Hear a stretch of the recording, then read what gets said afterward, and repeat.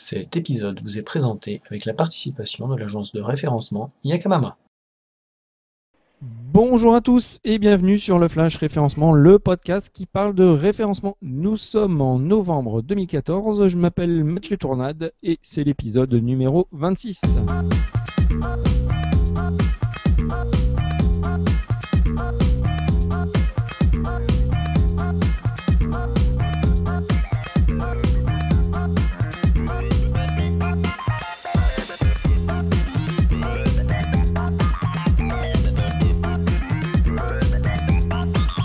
Et si le web marketing était l'avenir du e-commerce? C'est à cette question que mes trois invités spécialistes référencement sur tout ce qui est e-commerce, donc les boutiques en ligne, vont tenter de répondre et vous allez voir que c'est plutôt une réponse qui fait l'unanimité.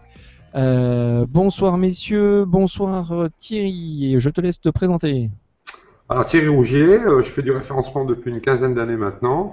Vous me retrouvez sur Twitter avec l'alias Respiland. Et j'ai un petit site, d-click.com. Voilà. Vous tapez Agence Référencement Bordeaux, je suis premier. Voilà, c'est facile à trouver. Ça marche, ok. Mickaël, bonsoir.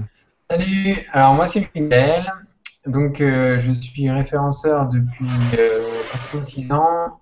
J'ai travaillé donc en agence et maintenant chez l'annonceur. Je gère plusieurs sites e-commerce dans une société et je suis aussi freelance à côté en tant que consultant SEO. D'accord. Ok, bienvenue. Bienvenue à toi pour ce 4e podcast en ta compagnie, ainsi que Anthony. Anthony, bonsoir, je te laisse te présenter. Bonsoir à tous, alors moi c'est Anthony Degrange, donc je suis référenceur depuis 3 ans en agence, donc agence de communication globale, agence web, agence spécialisée SEO, j'ai fait un petit peu de tout. Et vous pouvez me retrouver sur Twitter avec l'alias aussi Jean-Luc9 ou sur mon site anthony-degrange.com pour me suivre, les actus SEO, etc. Voilà.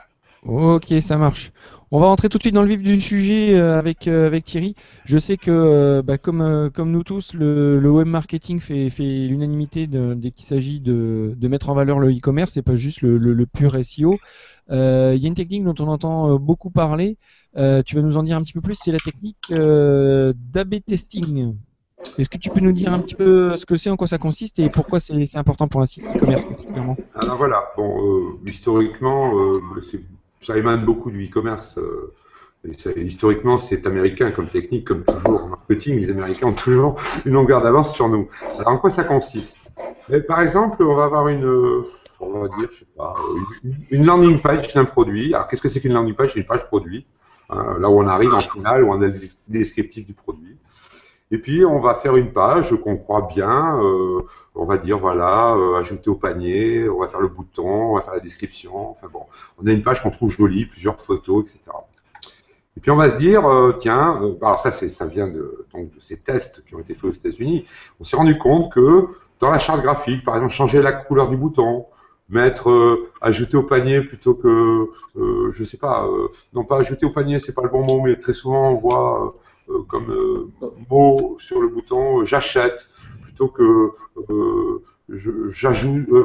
Il va y avoir des expressions sur certains boutons, sur la position du bouton, sur sa couleur. Donc qu'est-ce qu'on va faire? L'A/B testing, ça consiste à faire une page qui est la page mère du site qu'on avait conçu. On se dit tiens, on va en essayer une autre. On va bouger le bouton, avoir un call to action, c'est-à-dire quelque chose qui va attirer l'internaute pour peut-être aller un peu plus loin, peut-être pas acheter tout de suite, mais aller mieux voir la fiche produit, mieux le descriptif, etc., etc. Et on va faire une deuxième page, donc qui va être un peu différente de l'autre. On va essayer d'être plus puissant dans la deuxième, mais on ne sait pas trop si elle va être bonne ou pas. Donc, pour la même requête, c'est-à-dire, je sais pas, l'iPhone 3G 16 mégas, qu'on a en magasin, on va faire 2 pages différentes et on va dire un coup sur 2, quand on va par script, l'internaute il sera aiguillé sur la A et puis il sera aiguillé sur la B qui est designée, l'ergonomie est différente, etc. Et puis on va laisser passer un mois et demi, on va avoir un certain nombre donc de visites sur cette page. Et qui sera réparti en 50-50, mais ça peut être différent, on peut, par script, on fait ce qu'on veut. Enfin, disons 50-50 pour faire simple. Et on va se rendre compte que l'une transforme beaucoup mieux que l'autre. Transforme, ça veut dire qu'il y a une, elle va faire par exemple dans le mois 30 actes d'achat, et l'autre, elle en aura fait 6. Bon, mais on va se dire, ah ben tiens, on tient le bon bout, la page B, elle est mieux. On va la mettre en prod. Et puis peut-être que 4 mois plus tard ou 6 mois plus tard, on va revenir sur cette même page, puis on va dire, ouais, c'est bien, mais on avait fait un A/B testing sur une autre. T'as vu, quand on avait mis le panier comme ça, ou le tunnel de piment, on l'a amélioré comme ci, comme ça va mieux, on va refaire un testing. Et c'est comme ça qu'on améliore progressivement l'ergonomie d'un site. Et c'est avant tout l'ergonomie, et puis essayer de tenter l'internaute, de ne pas le perturber. On va changer les menus du site, on va plus pouvoir retourner à certains endroits du site. On va réfléchir à plein de choses, Et ça, on peut le mettre en place. On Voilà. peut le mettre en place dans un petit site de e-commerce ou c'est uniquement réservé aux gros sites qui génèrent beaucoup de On trafic? peut le mettre en place sur un petit site de e-commerce, mais comme toujours, on en revient à ce que je disais dans les podcasts précédents, on ne peut faire ça qu'avec du long cours, du budget et du long cours. Parce qu'évidemment, faire une deuxième page, ça veut dire la fabriquer, y réfléchir, faire de la réunionite. Des fois, pour faire une seule page, moi, je me fais un mois de réunion toutes les semaines. Et oui, vous croyez que et patins et couffins, je t'en passe les meilleurs. Et on met la page en ligne et on teste. Voilà. Parce que c'est jamais simple. Les e-commerçants, donc les gens qui sont les clients, ils ont ils ont des commerciaux, ils ont du stock, ils ont des gens qui expédient, ils ont des fois un vrai magasin ou une vraie entreprise, ils ont confié une mission à un chef de projet interne qui connaît plus ou moins bien, mais qui, voilà, etc., etc. Donc, je veux dire, c'est une question de temps et de budget. Le e-commerce, c'est du temps et du budget, comme un vrai magasin. Donc le A/B testing à ne pas faire l'économie, surtout. J'imagine que Mickaël va pas te contredire, hein, parce que Je termine une chose, quand l'A/B testing est bien fait, qu'on en tire le bon jus, qu'on fait donc évoluer la page, mais ça peut être les pages catégories, ça peut être les landing pages, on peut s'attaquer à un style de page, et après on va l'appliquer à toutes les autres. Donc on va mettre en page un certain nombre de tests sur un certain nombre de pages, mais si on fait 1 en vente au départ, on peut aller à 10 en vente avec du A/B testing bien fait sur un an. Quand même. Et de ce niveau-là. Donc c'est pas négligeable. Donc c'est vraiment quelque chose qui est une optimisation. C'est vrai pour le panier, c'est vrai pour le tunnel de paiement, c'est vrai pour tout un tas de choses. Donc tout doit être testé. Étant entendu que le plus important, c'est qu'à partir du moment où la personne a commencé à cliquer « j'ajoute au panier » et qui va finir par rentrer dans le tunnel de paiement, c'est là où ça se passe. C'est vraiment là où ça se passe. On a réussi à ramener un client, on l'a amené sur son site, il a vu un produit, et là, puis il commence à approcher du tunnel de paiement. Alors là, il faut que le formulaire soit light, simple, il ne faut pas demander toutes les infos au premier coup, il faut un tunnel de paiement en 3 clics, un peu d'infos, je paye, je récapitule, et éventuellement j'aurai d'autres infos après. Moi, si je veux acheter, je me fais lambda, j'arrive sur un site, et que j'ai un formulaire qui fait 15 km de 3 pages écran avec 3000 trucs, je me casse, je vais ailleurs. Parce que j'ai pas envie de remplir le truc où il y a 45 champs à remplir. Il faut un tunnel de paiement. Déjà, à l'accueil, quand on demande les civilités, l'adresse, le téléphone, ça doit se résumer à 10 champs. Et tu as peut-être besoin de 5-6 infos supplémentaires pour mieux qualifier ton prospect, mieux le suivre, etc. Tu les demanderas après. Tu as le temps. Ce qu'il faut, c'est mettre la carte de crédit et qu'il paye. Ça y est, clac. C'est plus un lead, c'est un client. Et il t'a donné des dollars pour une vente. Alors après, tu peux faire une énorme cuisine marketing, de mailing, de CC. Oui, mais il faut qu'il paye. Donc, il faut être très, très, très bon dans le tunnel de paiement. C'est la partie vitale d'un e-commerce. Voilà. D'où le A/B testing, d'où l'ergonomie. Small is beautiful, toujours, toujours. Plus c'est simple, plus c'est clair, plus c'est rassurant, plus ça marche. Voilà. C'est aussi bête que ça. Donc, un e-commerce que tu prends au départ, qui a le truc standard PrestaShop ou Magento, il va faire 1000 de chiffre d'affaires par mois, un exemple au hasard. Après 2 ans ou 1 an de travail vraiment, on a essayé plein de choses, ils peuvent faire avec la même page et les mêmes produits et un RefNat pas tellement plus amélioré, ils peuvent faire 5000, 10 000. Alors évidemment, ça vaut le jus de s'y pencher dessus, quoi.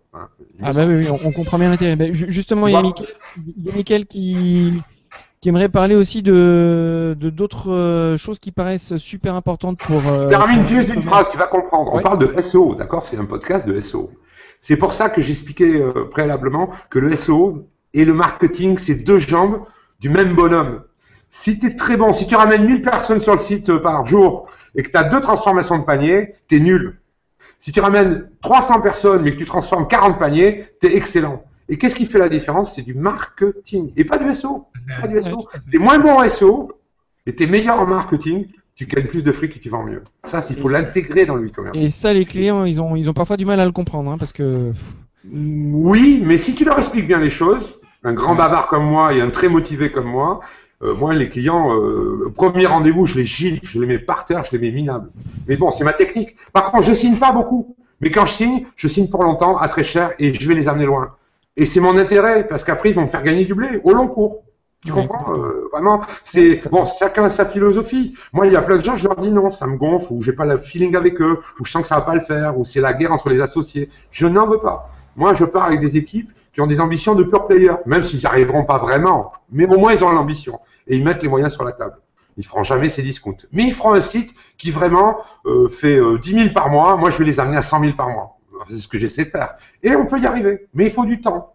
Il faut s'aimer, il faut s'apprécier. C'est aussi et avant tout, on parle de code, de numérique, d'A/B testing. C'est d'abord des relations humaines. C'est d'abord un chef d'entreprise qui missionne des gens, qui met des moyens, et puis des gens qui l'aident. Voilà. Et ça, c'est des relations humaines. C'est d'abord ça. C'est d'abord des relations humaines. C'est d'abord un projet commun, et c'est des équipes qui s'y greffent. Voilà. Et si tout le monde tire le chariot dans le même sens, eh bien, il n'y a pas de raison qu'on n'y arrive pas. On a le savoir-faire, on a la technique, on peut y arriver. Mais c'est vraiment gagnant-gagnant pour nous, qui sommes des prestataires, et le client. Voilà. Moi, je vois ça comme ça, et c'est ce que je vis, et c'est comme ça que ça marche.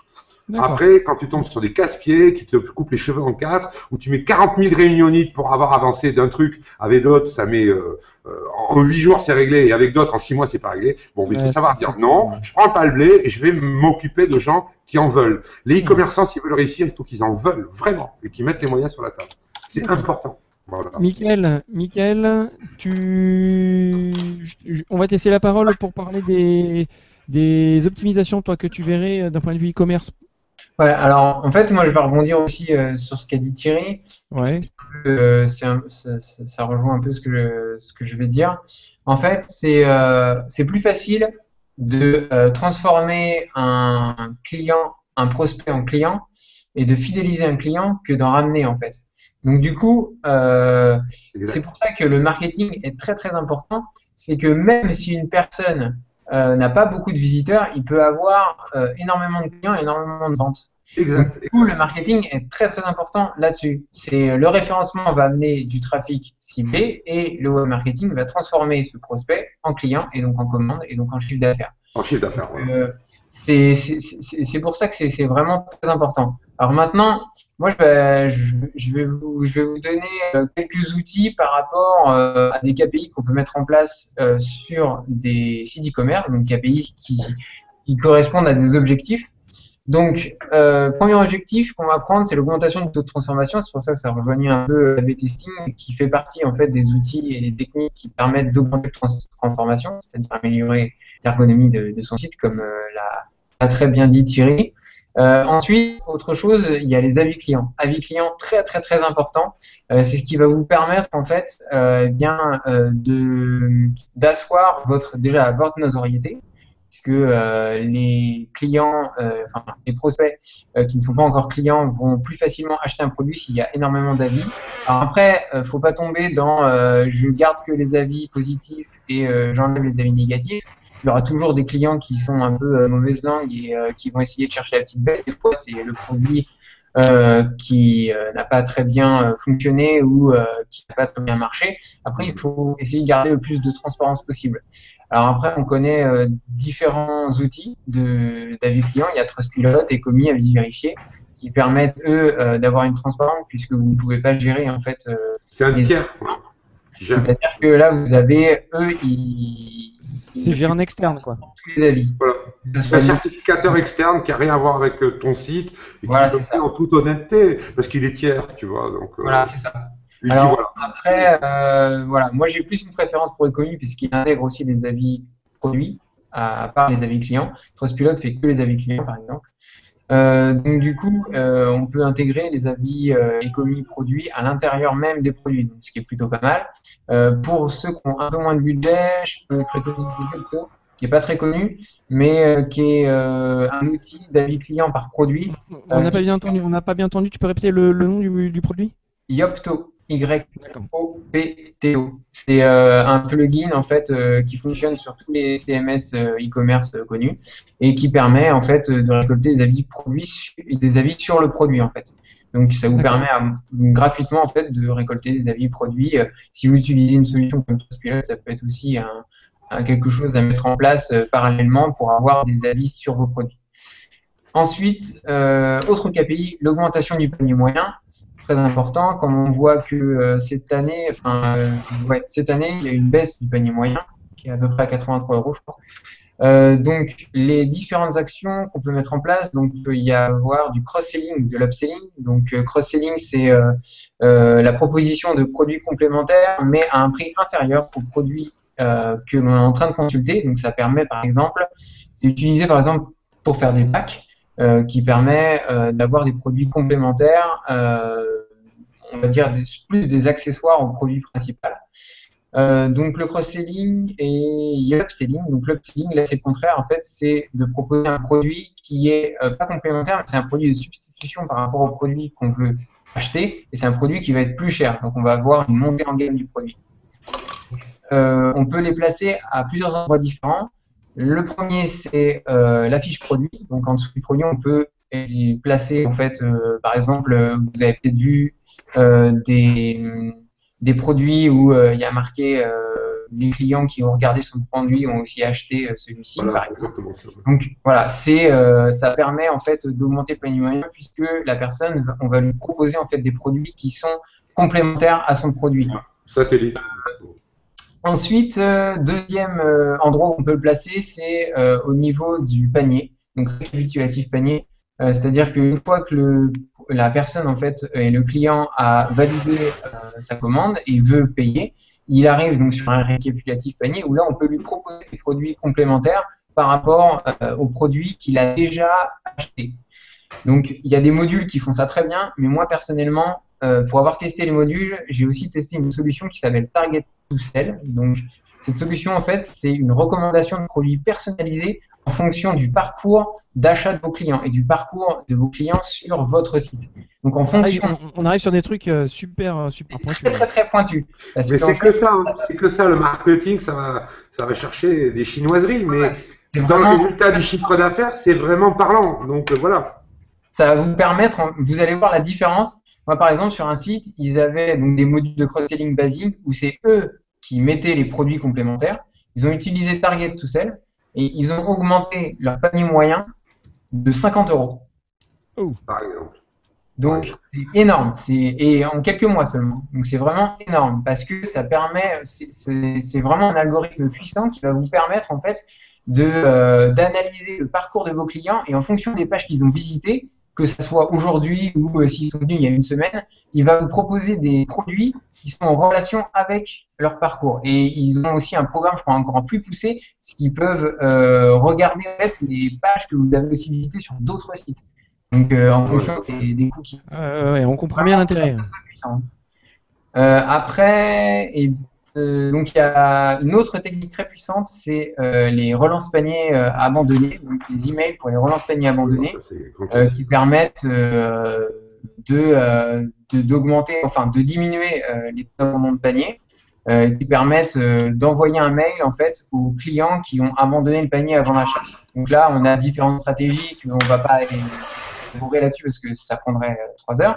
Mais on peut par exemple leur proposer, leur faire un premier appel et au deuxième rappel de l'email J+1 ou J+2, leur donner par exemple un bon de réduction pour valider leur panier. Donc ça, c'est une des stratégies qu'on peut mettre en place par exemple.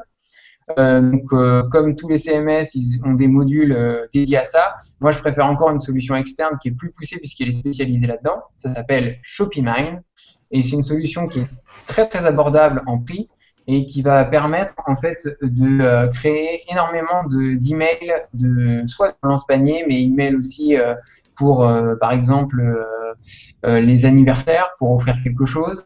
Des emails aussi de relance si on n'a pas utilisé un bon de réduction qu'on a eu sur le site.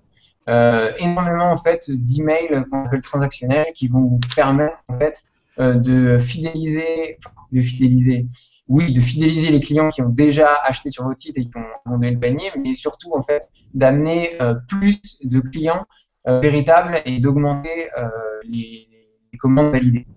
Et enfin, le dernier KPI qui est très important, et j'en parlais au tout début, c'est la fidélisation client. C'est ça qui va vous permettre d'augmenter votre chiffre d'affaires en baissant votre coût d'acquisition client, puisque ce sont déjà vos clients.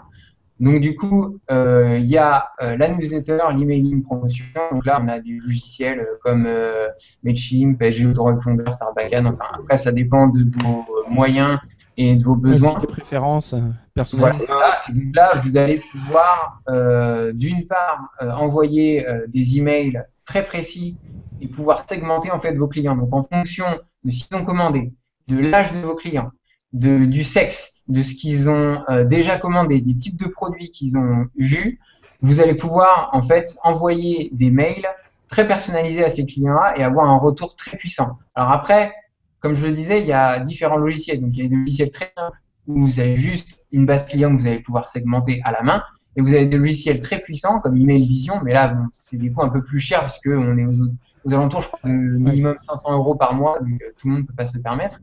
Mais ça permet en fait de segmenter les clients en fonction des réponses et en fonction des clics qu'ils font sur les emails que vous envoyez. Donc c'est vraiment très très très très puissant et ça permet d'avoir en fait une sorte de mapping pour tous vos clients et d'envoyer des mails très personnalisés pour être pratiquement sûr d'avoir la réponse que vous voulez à chaque envoi. Donc vous pouvez même cibler les types de produits que des clients veulent ou généralement achètent avec des produits complémentaires où vous faites une promotion et vous êtes sûr d'avoir un taux de réactivité, quoi. Très bonne. D'accord. Ouais, c'est vraiment très, très puissant. Alors après, on pourrait faire un autre podcast là-dessus. Ouais, je vais être obligé de te couper, je suis désolé parce qu'en fait on est déjà à la fin du temps et Anthony n'a pas encore parlé. Ah oui, est-ce que... Bon, ça va que je suis pas trop bavard. Mike, les très forts là-dessus, c'est, enfin moi je trouve, hein, ils sont plus à Bordeaux, c'est pour ça que je connais bien, c'est Doolist. Doolist, ils sont vraiment forts. Tu les connais, Doolist? Ouais, je connais Doolist. Ils mettent en place des cuisines comme ça, vraiment super performantes, quoi, sur la plateforme. Ah, vas-y. Anthony, toi, t'avais envie de, t'as peut-être envie de rebondir sur ce qui vient d'être dit. Sinon, tu voulais nous parler du. Ouais, il y a plein de choses que j'aurais citées, notamment voilà les avis certifiés, etc. C'est hyper important, mais il y a peut-être des choses dont on n'a peut-être pas parlé. C'est notamment au niveau effectivement de la fidélisation. Moi, je mise énormément sur tout ce qui est réseaux sociaux et multisecteur, hein, pas uniquement dans notre secteur à nous. Mais je pense que n'importe quel client, même un mec qui vend des transpalettes, pour prendre ça comme exemple, peut effectivement convertir, fidéliser des clients s'il s'investit. Voilà, on est vraiment dans des métiers où il faut être passionné et s'investir énormément pour avoir du résultat. Donc voilà, pour reprendre un peu le schéma, le SEO en fait va faire quoi? Il va apporter du trafic. Derrière, pour générer des revenus, on va avoir tout ce qui est AdWords, liens sponsorisés, etc., display, campagne display. Ouais, Google Shopping et tout le reste. Google Shopping, comparateur, plateforme d'affiliation, Criteo et compagnie. Marketplace et compagnie. Voilà. Et derrière, on peut fidéliser effectivement. Moi, je mise énormément sur tout ce qui est relation client. Aujourd'hui, on perd souvent ça, c'est la relation client, la transparence qu'on peut avoir avec lui. Et pour ça, il faut miser effectivement sur les encarts de rassurance quand on est sur le site. Être conforme à la législation en vigueur, donc ne pas hésiter à le rappeler sur le site. Par exemple, je pense notamment aux cookies qu'on voit maintenant beaucoup sur les sites. Oui, c'est une obligation.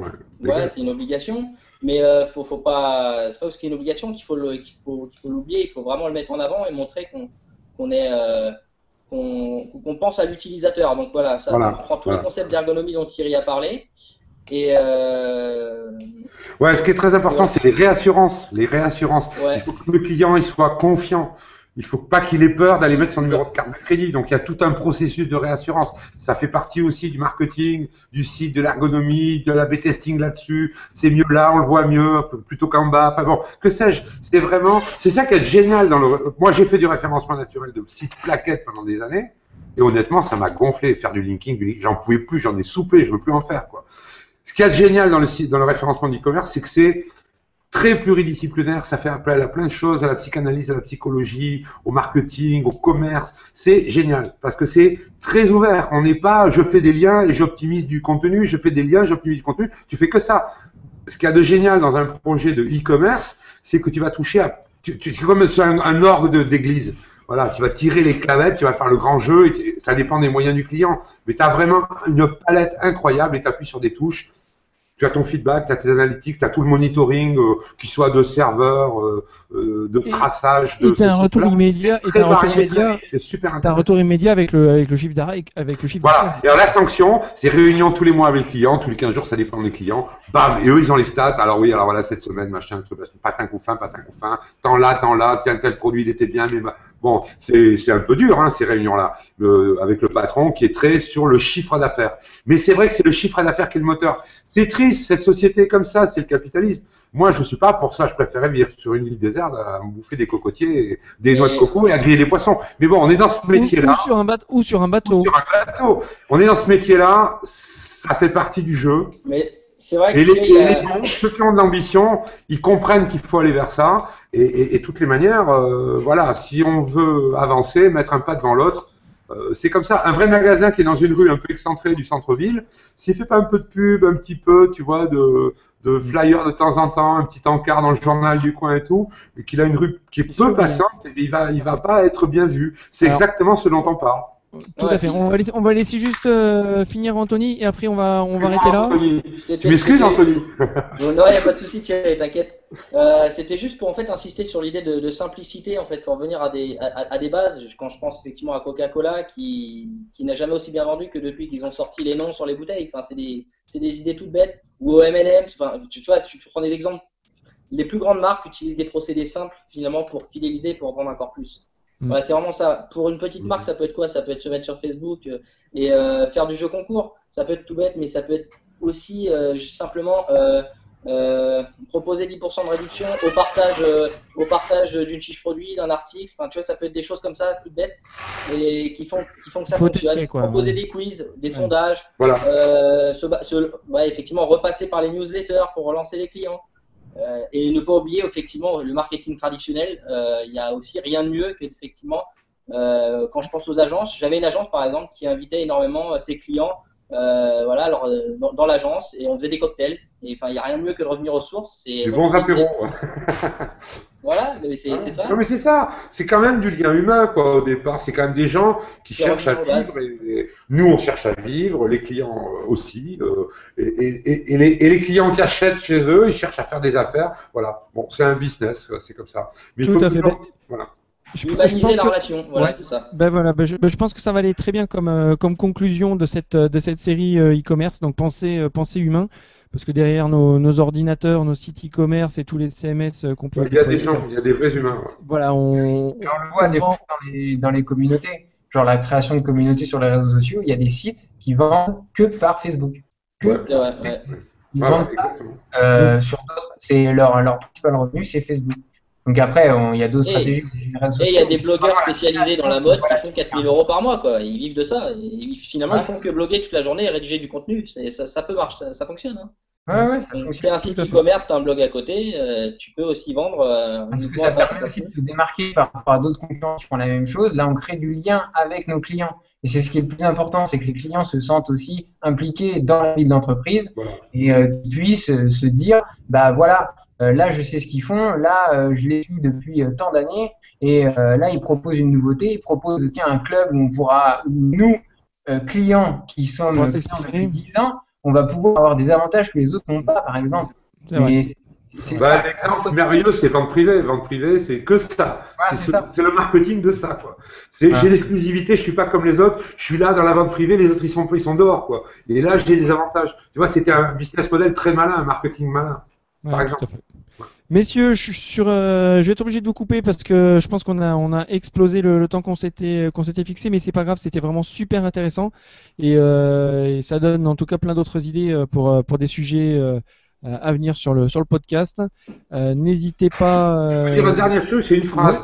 Vraiment le SEO et le marketing du e-commerce, c'est la créativité et l'empathie. Voilà. Si on a ces deux choses, créativité, empathie, on va aller vers les autres et on va transformer ça en dollars pour tout le monde en définitive. Et la créativité, les clients vont s'y retrouver parce qu'on leur envoie des messages qui leur vont bien, ils font des économies, et les clients, c'est-à-dire les e-commerçants et nous, leurs prestataires, on s'y retrouve aussi parce que le chiffre augmente et on en vit quelque part. Donc voilà, simplicité, empathie et confiance. Comme un vrai commerçant. Autrefois, il y avait des petits commerces de quartier, on allait chez son boucher, il disait ah bonjour madame machin, comment va votre fille? Mais il faut faire la même chose. Mais on l'a fait avec des moyens modernes. Qu'est-ce qui a changé? C'est le média. Mais derrière, c'est des humains. Il faut leur servir ce que les humains attendent entre eux, c'est-à-dire de l'empathie. D'abord. Voilà. C'est pour ça qu'il faut aussi arrêter avec les images de que tu vois sur les sites de comptabilité ou de formation où c'est des personnes que tu sais très bien qu'elles sont pas dans l'entreprise. Il faut absolument arrêter avec ça. Il faut réhumaniser tout ça. Oui, tout à fait. Le réseau humain, quoi. Voilà, tout à fait. Ça, on est bien d'accord. Messieurs, où est-ce qu'on peut vous retrouver, Thierry? Alors, Thierry Respiland sur Twitter. Ouais. Déclic, mon petit site, et puis un nouveau qui arrive qui s'appelle FT Consult, donc qui est vraiment un site. J'en parle une seconde parce que je pense que ça a son intérêt. Moi, je veux arrêter de faire du référencement opérationnel, c'est-à-dire coder. Hein. Je veux faire du conseil, voilà, et je veux changer de type de client, voilà. Que du conseil, mais tout le conseil. Et puis, comme j'ai une vraie grosse équipe de gens qui me suivent depuis des années, de tout type de métier, pour faire des sites web, ben voilà, je veux faire de l'audit et du conseil, voilà. Donc, je vais pas quitter l'opérationnel du jour au lendemain, mais je m'achemine vers ça. Voilà. Ça marche. Bah, écoute, on te souhaite toute la réussite que tu mérites et vu la façon dont tu fais preuve, je suis sûr que ça va bien se passer. Mickaël, où est-ce qu'on peut te retrouver? Moi sur Twitter, donc Mickey Web, et sinon j'ai mon site de consultant SEO, donc consultant SEO sur Antibes par exemple, voilà, j'arrive en premier, et donc du coup vous pouvez me contacter par là si vous avez des prestations dans la région. J'aime bien rencontrer les gens directement, parler de leur projet, donc c'est plus d'humain et c'est ça qui me plaît. Et voilà, et si vous avez des questions sur le e-commerce en général, je me ferai un plaisir d'y répondre. Voilà. Ça marche. Ben, merci beaucoup en tout cas d'avoir participé. Anthony, où est-ce qu'on peut te retrouver? Moi, principalement sur Twitter avec mon pseudo Jean-Luc A9. Et sinon, beaucoup sur mon site perso en référencement web marketing, donc anthony-degrange.com. D'ailleurs, mon blog est ouvert. J'invite quiconque qui veut y mettre un article, enfin voilà. Je suis hyper ouvert à ça. On peut me contacter. Sinon, j'ai mon blog sur le Canada, voyageraucanada.com. Ouais, est-ce que je peux faire une petite pub par rapport à ça ou pas, Mathieu? Oui, bien sûr, Super. Donc, je serai au Canada à partir de décembre. J'ai toujours pas trouvé d'emploi dans le référencement là-bas. Donc, si ça intéresse un entrepreneur de me recruter pendant un an, parce que mon visa dure un an, voilà, c'est avec plaisir. Donc, je vais chercher, mais si quelqu'un voit l'annonce. J'en connais, hein. C'est vrai? Je leur demanderai. Super. En DM. Eh ben super. Bah, écoutez, je suis content que ce podcast puisse au moins te servir à trouver un taf. Bon messieurs, en tout cas, moi, je tenais vraiment à vous remercier particulièrement d'avoir répondu présent à cet appel et puis d'avoir partagé avec nous toute la passion. Et puis on sent que vous débordez d'énergie et de connaissances sur le thème particulier du e-commerce, ça on l'aura bien compris. J'invite tous les gens qui sont en train d'écouter à faire un petit like sur YouTube, un petit j'aime sur Facebook, et puis à venir laisser un petit commentaire, laisser votre avis. Je bafouille, je commence à être fatigué. Venir laisser un avis en pied d'article sur le blog yakamama.com pour nous laisser. Pour nous dire ce que vous avez pensé de cet épisode et puis surtout pour nous proposer des idées de sujets pour les prochains podcasts. Voilà, écoutez, je vous dis à très bientôt. J'espère que le son aura été meilleur que la série précédente. Et puis je vous dis à bientôt sur le blog de Yakama. Salut à tous. Merci Mathieu. Merci Mathieu pour ta gentillesse et ton professionnalisme. C'est super sympa. Salut. Bonne soirée. Ciao. Et 4. Ouais, bien. Bravo les gars. Bravo, c'était bien. C'était bien.